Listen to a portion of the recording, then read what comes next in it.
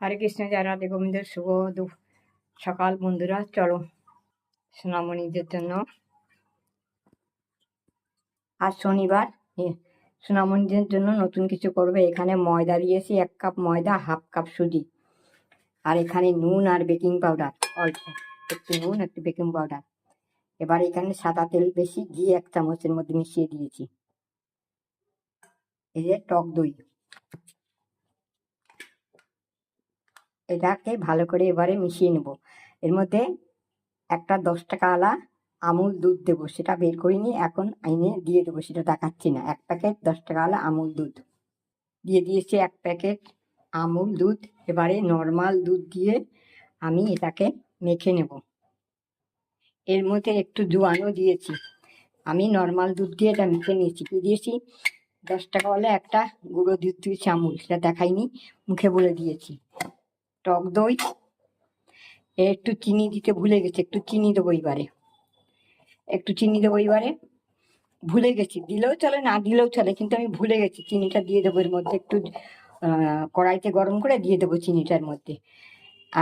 নুন, baking powder, একটু জোয়ান, টক দই, আমুল দুধ আর নর্মাল দুধ দিয়ে এটা মেখে নিলাম, সাদা তেল, ঘি। এটা মাখা হয়ে গেছে প্রায়, আর একটু ভালো করে মজে নেব।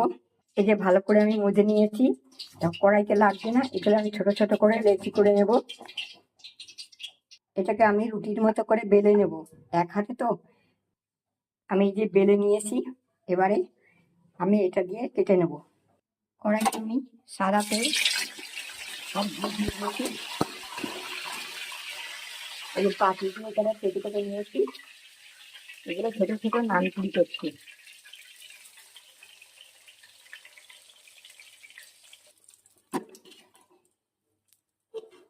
হালকা হাতে ভাজতে হবে ছোট ছোট নানপুরি।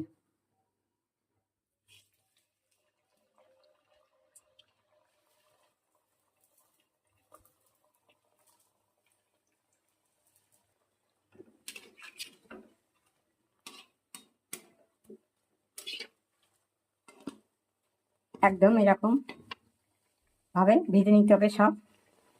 সুন্দর সোনামণিদের জন্য আজকে শনিবার নানপুরি টিকিয়া, এটা দেখতে সুন্দর হয়েছে। এইভাবে আমি সবগুলো ভেজে নেব। এবার আবার একটা রুটি বানিয়ে